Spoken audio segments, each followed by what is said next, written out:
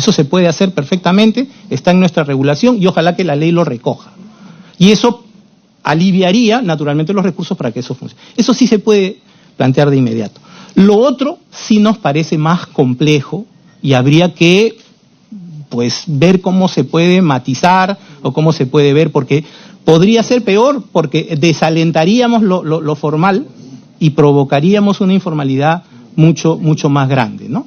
Eso en términos generales, nosotros estamos preparando un documento más puntual, mucho más detallado, como hemos hecho en anteriores casos, y nos felicitamos de que haya esta apertura. Y yo quiero mencionar un caso muy concreto, perdónenme que me tome ese tiempo, congresista, yo sé que aquí el tiempo es oro, ¿no? Cuando hubo aquí 14 proyectos de ley para reformar la ley de licencias, se creó una comisión, subcomisión, un grupo de trabajo en donde estaba el congresista Bruce, y se hizo un trabajo de reformular esa norma con todas las entidades que estaban involucradas, colegios profesionales, municipalidades, etc. Y en 60 días, trabajando a ritmo adecuado, se logró un texto único, un texto consensuado que luego se explicó al Congreso y se aprobó por una mayoría absoluta. Nuestro país tiene un grave problema de institucionalidad y ustedes lo dicen a cada rato. Pero creo que hay instituciones que son permanentes, los colegios profesionales, el sindicato de construcción, que tiene muchísimo que decir aquí, que son casi aliados estratégicos nuestros, porque todos los años tenemos que negociar con ellos los pliegos salariales. Y también nosotros y muchas otras entidades. Partir desde un diagnóstico consensuado es fundamental para que luego no haya oposiciones cuando las leyes ya están planteadas. Es natural eso, porque hay preocupaciones hay visiones diferentes desde la misma preocupación. Y eso es algo que creo que podríamos rescatar a partir de una experiencia que ya se ha dado, y no muy lejos, se ha dado con el Congreso anterior a este. Muchas gracias. Muchas gracias, Guido. Creo que sí hay voluntad de varios de los proponentes, me incluyo, de buscar un diálogo. La verdad sí me alegra oír que por lo menos en algunos de los instrumentos hay acuerdo y en los otros lo que hay es una preocupación sobre cómo se aplicaría y quiénes lo aplicarían, digamos, ¿no? Y eso es parte de la discusión que hay que tener.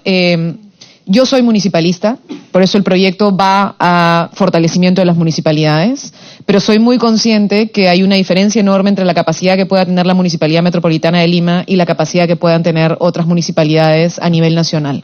Entonces, sí es cierto que podríamos pensar mecanismos mixtos o pensar mecanismos de delegación desde el Ministerio hacia los municipios dependiendo de las capacidades de los municipios, a ver de qué manera encontramos una fórmula que nos permita avanzar. Pero eso es algo que necesitamos tomar como decisión, ya sea como un marco que puede ir implementándose poco a poco. Una de las propuestas que sugirieron algunos en su momento fue apliquen un marco general y luego coloquen una aplicación paulatina, o sea, coloquen que esto se va a ir aplicando en determinados lugares de manera piloto y fruto de eso se hace una evaluación para ver la implementación final. Eso es algo que también podríamos contemplar, ¿no es cierto? Veamos qué mecanismo encontramos, pero tenemos que dar un paso en algún momento porque lo que sí es cierto es que ese tráfico de tierras, que sé que ustedes no están de acuerdo y que nosotros tampoco estamos de acuerdo, nos va a seguir ganando si es que no generamos otras herramientas y otros instrumentos para financiar el desarrollo urbano, que los que tenemos no funcionan, ¿no? Entonces tenemos que buscar un mecanismo que nos ayude a avanzar. Está también Augusto Lori, él es también urbanista, bienvenido. Angus, sí, no, gracias. Angus, perdón. Bueno, muchas gracias por la invitación y me pareció súper interesante toda la discusión hoy día. Solamente voy a tratar de ser lo más rápido posible. Bueno, coincido con muchos de los comentarios que hemos escuchado, ¿no? Leyendo un poco brevemente la propuesta de ley, el proyecto de ley, obviamente algunos de los puntos que, bueno, desde el inicio, que Magda Montaña ha mencionado antes, el tema de catastro, el tema también del autovalúo, bueno, varios han mencionado eso, pero me parece que es si estamos hablando de instrumentos de captura de valor de suelo, específicamente, que creo que puede ser un poco más explícito dentro de la ley, y va a ser muy difícil aplicar esos instrumentos si no tenemos el catastro que dice cuál es la edificabilidad actual ¿no? Y también cuál es el límite de edificabilidad que vamos a permitir, ¿no? Me parece muy interesante la idea también de reintroducir esta idea de un coeficiente de ocupación de suelo a la gestión de suelo en Perú. Es algo que creo que funciona muy bien en otros países en América Latina, en Colombia, en Ecuador, y por qué no aquí, ¿no? Y me parece muy interesante también ese punto de Paulo, de la idea de tener un coeficiente básica sobre lo cual se cobra, porque creo que hay una discusión si sería un cobro sobre la edificabilidad actual o sobre un nivel normativo hasta lo que no logran en negociación entre un inversionista. Bueno, hay varias maneras de cortar la torta, pero me parece muy bien como idea que se puede estar incluido aquí. Hay otro tema que creo que, bueno, para agregar algo nuevo, creo que puede ser más claro el tema de DOT, o Desarrollo Orientado hacia el Transporte, porque creo que aquí no es tan no se ve, y eso también coincide un poco con lo que dijo Guido, con la idea de quizás hay varios diferentes actores que van a invertir y que generan estos plusvalores, ¿no? Y uno es, obviamente, en el caso de Lima, y también quizás en otras ciudades, va a ser el Ministerio de Transporte.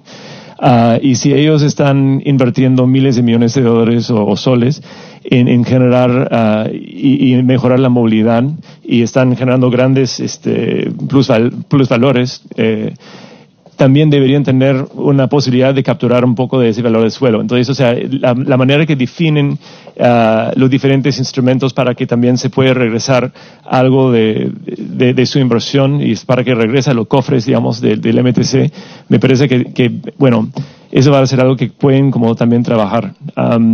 Y en fin, yo creo que último punto, sería muy interesante esa idea también. Bueno, Guido ya mencionó también, pero una cosa es el instrumento de gestión y los diferentes mecanismos de captura de valor del suelo, y el otro es el gestor que se va a manejar esto. Y yo creo que ahorita, bueno, el único caso realmente que tenemos es Emilima, ahorita que existe, que es una empresa inmobiliaria que existe. Sí, exacto, pero es algo que, o sea, es este tipo de cómo pudimos dar esteroides a una entidad como Emilima, o generar una especie de ERU, o un Development Corporation, algo así, que empieza al nivel, no sé, de región, de provincia, de distrito. Eso es para discutir, pero que puede implementar este ley.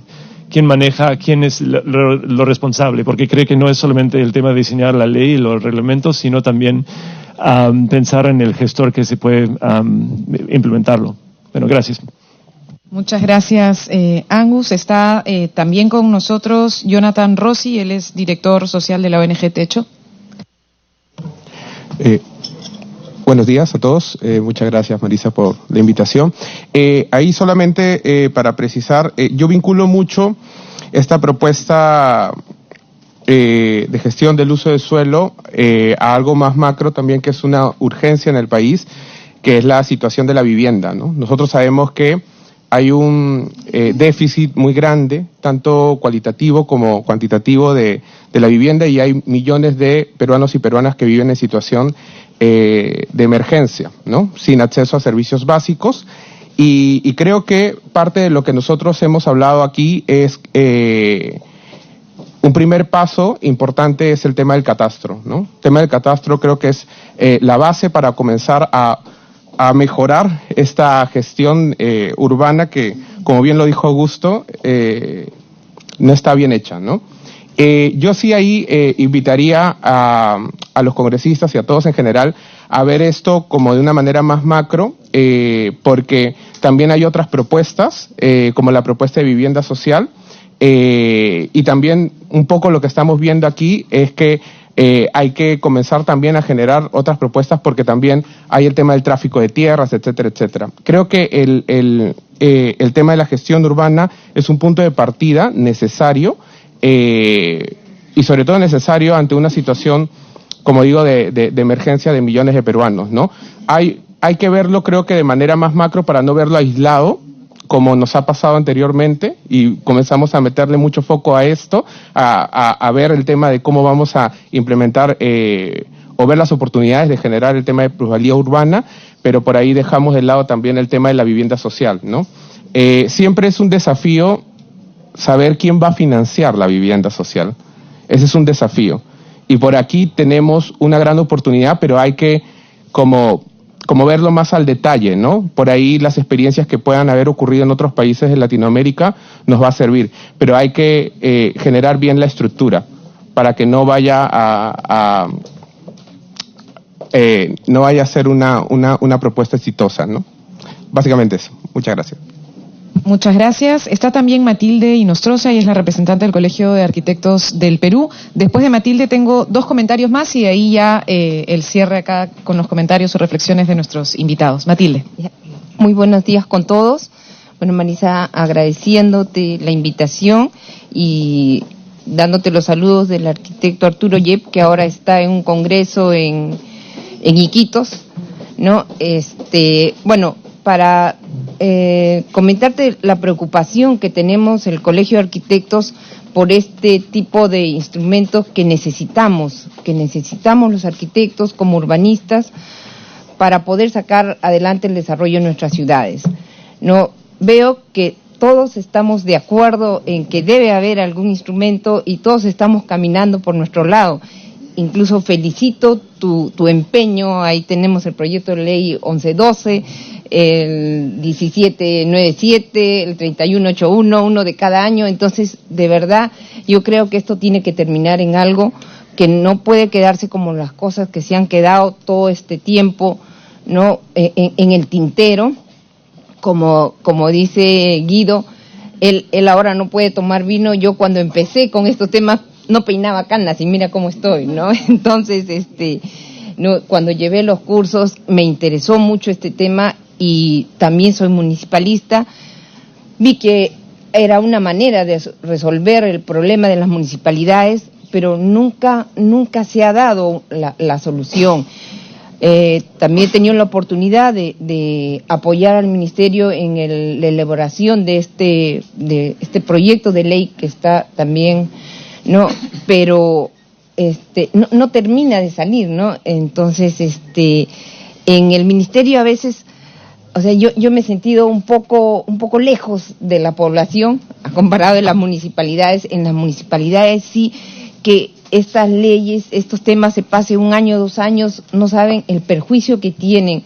O sea, las ciudades no pueden salir adelante porque no tienen cómo hacerlo. Los alcaldes los tienen atados de manos y bueno, yo creo que es el momento de que nos pongamos de acuerdo todos y podamos salir adelante con una propuesta conjunta que es muy necesaria, ¿no? De verdad creo que el ministerio, cuando le ha dicho Ministerio de Vivienda, primero le ha ganado un poco el nombre y no está pensando mucho en el urbanismo. O sea, el tema, por ejemplo, ahorita que tenemos el Decreto Supremo 012, donde por el tema de la brecha de vivienda que tenemos que cubrir, se han soltado las alturas, las densidades, y todos los distritos, o sea, vienen al Colegio de Arquitectos y nos dicen, ¿qué hago? No, o sea, nos están pidiendo, las municipalidades nos dicen que no podemos hacer porque su altura no le permite, pero el Ministerio de Vivienda sí está sacando.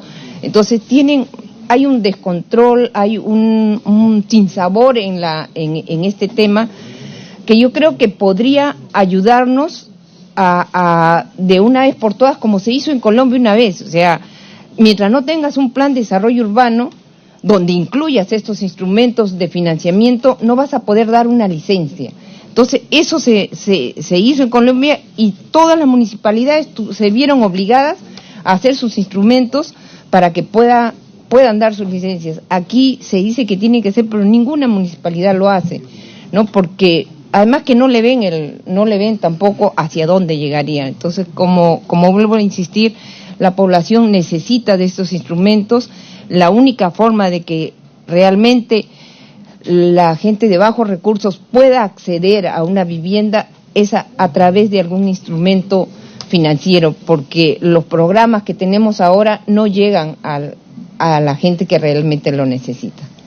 Eso es todo. Gracias. Muchísimas gracias, Matilde. Le damos la palabra a Humberto Martínez, él es presidente de la Cámara Peruana de la Construcción. Muchas gracias, congresista Glave, por la invitación y felicitaciones porque esto es lo que hemos planteado desde distintos espacios, que es que estas cosas hay que ponerlas en la mesa, hay que conversarlas, hay que discutirlas. Es súper interesante escuchar distintas posiciones que desde nuestro rol de promotores no conocemos y probablemente algunos no conozcan las posiciones desde nosotros, desde el rol nuestro. Nuestro rol es básicamente el de estar en parte del proceso de la producción de ciudad. Nosotros no somos los reales productores de ciudad y mucho menos en un país que casi no produce vivienda formal. La Cámara es un gremio que reúne a los promotores, de constructores, desarrolladores, arquitectos, que básicamente están orientados al mercado formal. Constantemente y de manera mediática se piensa que el día que la vivienda sube de precio porque los promotores inmobiliarios estamos lucrando con ello. Un dato, en la ciudad de Lima se venden alrededor de 60.000 viviendas por año, de las cuales no más de 15.000 son producidas formalmente. O sea, nosotros no producimos más allá del 20%, no comercializamos más allá del 20%, de modo que la formación del precio de las viviendas obedece completamente al mercado. Cuando ustedes le pasan una línea de metro a una avenida, no solamente gana valor el suelo de un señor, sino el departamento que alguien construyó sobre la casa de sus padres o el departamento que alguien compró de algún proyecto inmobiliario. Entonces, lo primero es necesario fortalecer la producción de vivienda formal, y esto lo venimos escuchando y diciendo desde, no sé, hace por lo menos 15 años o 20 años desde que se iniciaron, cuando el congresista Bruce era ministro de Vivienda, se fortalecieron los programas de vivienda en el Perú. Sin embargo, lo que ha pasado en todo este tiempo es que la presión del suelo no nos ha permitido incrementar la vivienda formal. Y no hablamos solamente del problema que ya explicó Guido, de las periferias de las ciudades, cuyos propietarios principalmente son el Estado y las comunidades campesinas. Existe el mismo problema al interior de los centros urbanos, especialmente el mayor centro urbano del Perú, que es Lima. Entonces, casi todo lo que se pueda hacer como gestión se va destinado al suelo.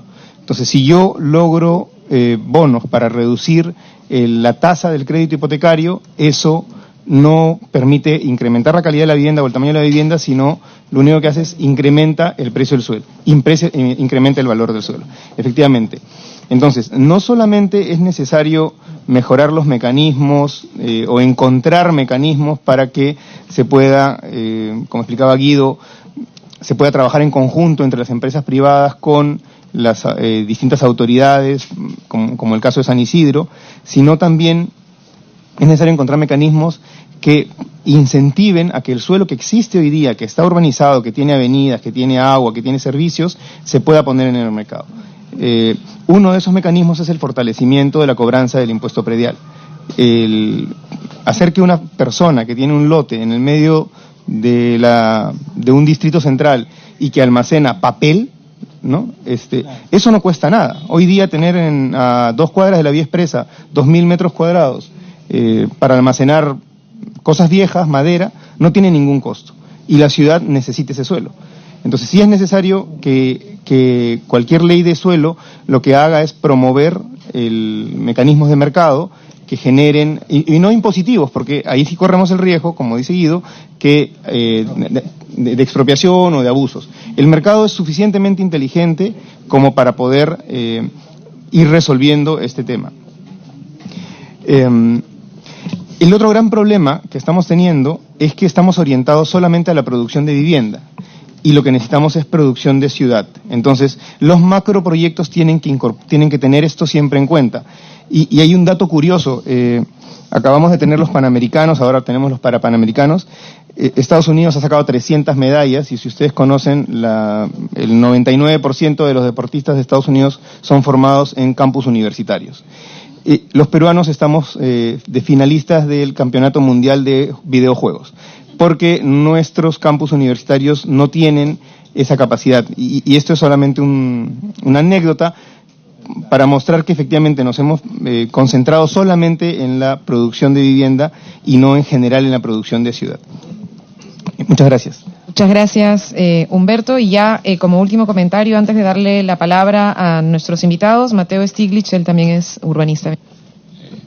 Bueno, gracias por los comentarios, la invitación.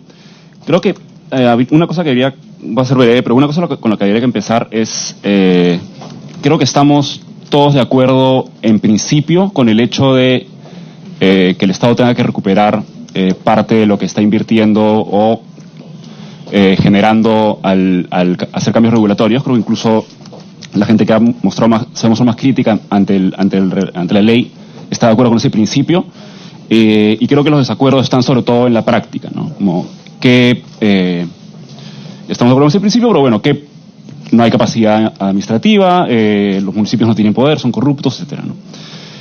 Creo que habría que bueno, ya que estamos de acuerdo con los principios, creo que habría que discutir sobre lo segundo, ¿no? Entonces, uno de las críticas que se ha hecho es que el mercado formal, que es sobre lo que operaría esta ley, es muy pequeño, entonces no tendría el alcance que desearíamos.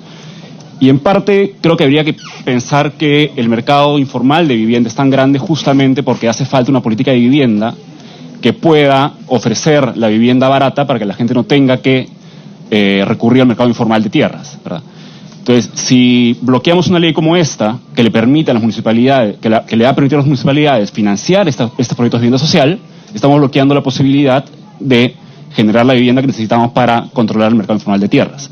Entonces, creo que sería contraproducente criticar la ley porque el mercado formal es muy pequeño. De hecho, incluso esa vivienda social podría ser pública, público-privada, y Capeco podría incluso participar en esta producción de vivienda social con los ingresos que se han generado con esta recaudación, ¿no? Entonces creo que eso es un punto importante. Y bueno, la ley no solo incluye financiamiento, sino también generación de suelo urbano, ¿no? Entonces, mediante el castillo de la especulación, etc. Y bueno, otra cosa que quería mencionar es sobre este hecho de que ya hay ciertos mecanismos de captura de plusvalías o que se parecen a captura de plusvalías, y hablando del contexto y de la realidad de cómo se aplican estos mecanismos. Hace muy poco tiempo Indecopi, que es, para los que no son de acá, es el regulador del derecho a la propiedad y consumidor, declaró que era una barrera burocrática ilegal usar el valor para el servicio de parques. Recauda eso que mencionaron, recauda un porcentaje al aumento del valor. Indecopi declaró que era una barrera burocrática ilegal usar el valor comercial, o sea, el valor real de los predios, y en lugar de que se use el valor comercial, se usa el valor arancelario, que es el que, como han mencionado, está subvaluado justamente por ese tema de impuestos prediales. Entonces, sí, es verdad que hay algunos mecanismos, pero hay que ver cómo funcionan, y si esta ley nos va a dar una oportunidad de que funcionen de otra forma o mejor, ¿no? Bueno, creo que eso es todo. Gracias. Muchas gracias. Creo que tenemos que entrar a un debate de fondo, y esa es la idea. Serpar fue lo que se cobra por Serpar fue algo que, como se ha explicado, heredamos hace muchísimo tiempo, y yo también creo que hay que reformularlo, o sea, hay que repensarlo, ¿no es cierto? Hay que ver cómo lo repensamos, y lo repensamos pensando en un mecanismo real de captación de plusvalías, porque si seguimos intentando que esto capte más de lo que en teoría debe captar, porque es nuestro único instrumento, estamos nosotros mismos sacando la vuelta a pensar una discusión de fondo sobre cómo captarlo, ¿no? Entonces, creo que ahí ese ejemplo nos abre la posibilidad de entender que espacios como la Municipalidad de Lima sí han entrado a intentar ver cómo captar más, porque se han dado cuenta de un crecimiento de la ciudad, tal vez forzando un instrumento, ¿no? Entonces, la idea acá es cómo creamos otros instrumentos, cómo imaginamos otros instrumentos para no necesariamente cargar sobre uno, sino ponernos en una realidad de que hay distintas herramientas con las que tendríamos que entrar, esperemos, a esto, ¿no? Bueno, le damos ahora sí para comentarios finales. Primero la palabra a Martín Smolka. Voy a cobrar plusvalías por el tiempo, no, mentira. Seria interessante Algunos de ustedes posiblemente vieron una película en los años 70 llamada El Leopardo, de Visconti. ¿Te recuerdan esa película? El Gato Pardo, que tiene una frase que es memorable, que esa era un poco la tensión entre la nobleza y el republicanismo en Italia, en que decía, hay que cambiar todo, eso es la aristocracia hablando, hay que cambiar todo para mantener todo exactamente en el mismo lugar, ¿no? Y eso es un poco el deseo que tengo por veces de estar focalizando por veces más en arreglos puramente de organogramas, faltando quizás algo que catalice el debate y que movilice el debate en nombre de qué estamos haciendo eso, dónde queremos llegar, con un diagnóstico claro de cuál es el problema central y para dónde vamos, ¿no? Con eso, ¿no? Entonces, si empecemos con una cosa muy sencilla, ¿cuál es el valor del suelo? Si tomamos el ambiente construido, los arquitectos les gustan eso, ¿no? El ambiente construido, los urbanistas, de Lima, ¿cuánto vale el parque inmobiliario de Lima? ¿Tienen idea? Están en las órdenes, yo diría así, considerando que una vivienda promedio en Lima debe estar en $40,000, tomando un número, multiplicando por un número de viviendas que hay por ahí, que debe ser población de que 8 millones, 10 millones, 10 millones, 2 millones de habitaciones, multiplica eso, 2 millones de habitaciones por $40,000, estamos haciendo pelo menos $800 billones. ¿Cuánto de eso es suelo? El suelo está en torno de 40 a 60% de ese valor. Estamos hablando ahí de algo como pelo menos un 300 a 500 billones de dólares que está en la ciudad, es suelo. Entonces, solo para tener un número referente para saber de cuál es la proporción de las cosas. Es posible movilizar en el margen, pelo menos, donde se están ampliando, variando el suelo anualmente en beneficio de la colectividad. De eso estamos hablando. Ahí vamos a la cuestión central. Porque, y reconozco enteramente la argumentación fuerte, no hay un mercado formal de vivienda. El mercado es 20%, como estabas hablando ahí. Es ridículo, ¿no? Para una ciudad de este porte. Y ahí le pregunta, ¿por qué hay las soluciones? Es una solución informal en esta escala, que es una escala, Perú y Lima en particular, es un ejemplo de un caso fuerte de eso en el debate en América Latina sobre la informalidad. Ahí se pregunta ¿por qué eso? Y eso ¿cuál es el pecado original de eso? El pecado original de eso es la incapacidad estructural del mercado de producir una oferta suficiente de suelo urbanizado a precios asequibles. Sencillo como ese. La informalidad, ¿cuál es la causa de la informalidad? Una, infraestructura. Segundo, hay un componente de norma urbanística que también puede producir la exclusión, la incapacidad de la gente de ocupar suelo. Hay una serie de instrumentos normativos que son mucho más de protección de espacios elitizados que propiamente de inclusión. Y eso está en un debate, pero eso es otro componente. Eso, y hay un componente ahí, si quiere, de la disfuncionalidad del mercado del suelo. Disfuncionalidad esa que tiene a ver con cosas del tipo la rentabilidad mayor en producir suelo informal, ocupación informal que formal, por ejemplo, que es un ejemplo notable de eso. Y ahí hay que pensar cómo cambiar eso, cómo aumentar la oferta de suelo urbanizado para la producción de la vivienda asequible a precios competitivos con lo que produce la informalidad. De eso se trata. Es posible producir suelo servido y vivienda social de una forma competitiva a lo que prevalece en la mayoría de las soluciones informales que se ofrece en una ciudad como Lima. No es un día, pero que es posible, debe ser posible, porque varias otras ciudades tienen una proporción mucho menor que ustedes tienen acá. Y tienen, lo que llama la atención es una expansión sin servicio espectacular. Es una ciudad que crecen sin servicio, crecen sin urbanismo.